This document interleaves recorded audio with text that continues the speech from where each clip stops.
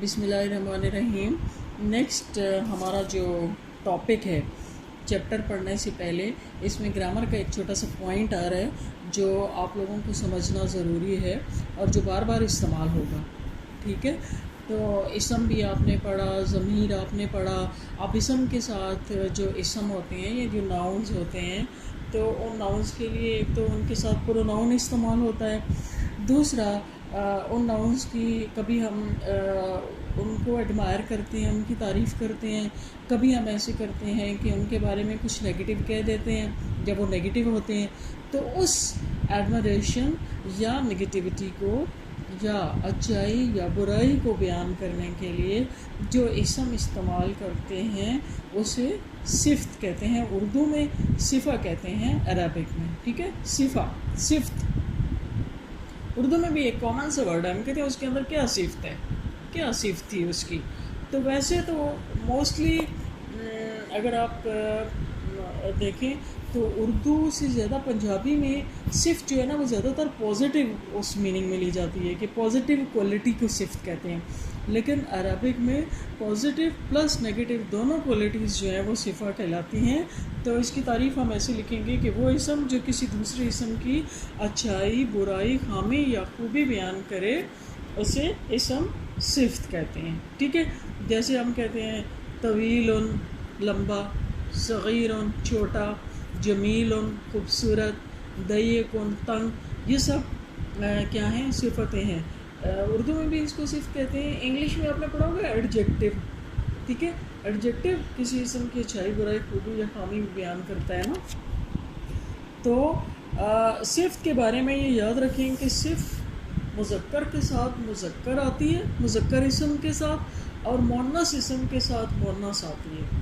جیسے ہم کہتے ہیں ولد حاضر، یہ دیکھیں ہم لکھیں گے ولد حاضر، حاضر لڑکا، پریزنٹ لڑکا، لیکن وہی جب لڑکی کے لیے لکھیں گے تو ہم کہیں گے بنتن، بنتن لڑکی، حاضرتن، ٹھیک ہو گیا؟ تائی مربوطہ آ جائے گا، بنتن ولدن حاضرن بنتن حاضرتن، ٹھیک ہے؟ یعنی مذکر کے ساتھ یہ مذکر آئے گا اور مؤنث کے ساتھ مؤنث آئے گا۔ ایک اگلی بات اس کے بارے میں یہ ہے کہ صفت جو ہے وہ مفرد کے ساتھ مفرد آتا ہے، تثنیہ ہو تو تثنیہ صفت آئے گا، جمع ہو تو جمع صفت آئے گا، ٹھیک ہے؟ جیسے یہاں پر یہ ہے نا ولدن، اب اس کو اگر ہم تثنیہ بنا لیں ولدان، دو لڑکے ہو گئے نا، تو صفت بھی جو ہے یہ دو میں آ جائے گی، حاضران، ولدان حاضران، دو حاضر لڑکے۔ اسی طرح سے مؤنث کو بھی اگر دو بنائیں گے، تثنیہ بنائیں گے تو کیا ہو جائے گا؟ بنتان حاضرتان، بنتان حاضرتان، ٹھیک ہو گیا؟ یہ دیکھیں کہ اور جب اسم جمع ہو جائے تو صفت بھی جمع میں چینج ہو جائے گا۔ جیسے ولدن کا جمع ہوتا ہے نا اولادن، اولادن، اور حاضرن کا جمع کیا ہوگا؟ حاضرون، ٹھیک ہے؟ حاضرون ہم اردو میں بھی یوز کرتے ہیں، حاضرین کرام، بہت سارے لوگ بیٹھے ہوتے ہیں نا تو ہم انہیں کہتے ہیں حاضرین کرام، یا کوئی عربی جاننے والے لوگ ہوں تو یہ بھی کہا جاتا ہے کہ حاضرین و حاضرات، ٹھیک؟ اچھا، اس کے بعد اب بنتانے کو اگر ہم جمع بنائیں گے تو یہ کیا ہوگا؟ بناتن حاضراتن، ٹھیک؟ کیا ہم نے چیز پڑھی کہ وہ اسم جو کسی دوسرے اسم کی اچھائی، برائی، خوبی یا خامی کو بیان کرے اسے اسم صفت کہتے ہیں۔ اب صفت جو ہے جیسے جمیل، طویل، حاضر، غائب، تو صفت یہ جس اسم کی اچھائی، برائی، خوبی، خامی بیان کی جائے نا، یہ میں نے آپ کو نہیں بتایا، اس کو کہتے ہیں موصوف۔ موصوف یعنی جس کی اچھائی، برائی، خوبی یا خامی بیان کی جائے اس کو موصوف کہتے ہیں۔ یہ اردو میں بھی ہم لوگ کہتے ہیں کہ موصوف کا نام کیا ہے، جس کی بات ہو رہی ہوتی ہے نا کسی کی، تو ہم کہتے ہیں موصوف کا نام کیا ہے، موصوف کا ذکر کیوں ہو رہا ہے. ٹھیک ہے. تو اگلا جو پوائنٹ ہے وہ ہم نے یہ پڑھا ہے کہ صفت مذکر کے ساتھ مذکر اور مؤنث کے ساتھ مؤنث آتی ہے، جیسے ولد حاضر، بنت حاضرۃ. پھر تثنیہ کے ساتھ تثنیہ، ولدان حاضران بنتان حاضرتان. جمع کے ساتھ جمع، اولاد حاضرون بنات حاضرات. ٹھیک ہے. یہاں تک یہ پوائنٹ جو ہے آپ اپنے مائنڈ میں رکھیں. آگے آ جائیں پیج نمبر 51. پیج 51 پہ ہے الدرس الرابع. الدرس الرابع یعنی چوتھا سبق. چوتھا سبق کیونکہ اس سے ریلیٹڈ تھا تو اس وجہ سے میں اس کے کلمات آپ لوگوں کو بتانے لگی ہوں. اس کے کلمات دیکھیں یہاں پر ہے. اس کے کلمات میں آپ نیچے جتنے بھی کلمات ہیں نا موسٹلی کیا ہیں، صفتیں، ایڈجیکٹو ہیں. سہل آسان، لعب کھیلنے والا، طویل لمبا، کثیر چھوٹا، ضیق تنگ، عریض چوڑا. چوڑائی کو ہم عرض کہتے ہیں نا، تو اسی سے ہے. مریض بیمار، ثری تیز. اچھا، سری اردو میں بھی استعمال ہوتا ہے، ہم کہتے ہیں گاڑی بڑی سرعت سے وہاں سے گزر گئی. صادق سچا، جمیل خوبصورت، رخیص سستا، ثمین ثمین قیمتی، ثمینہ نام ہوتا ہے نا.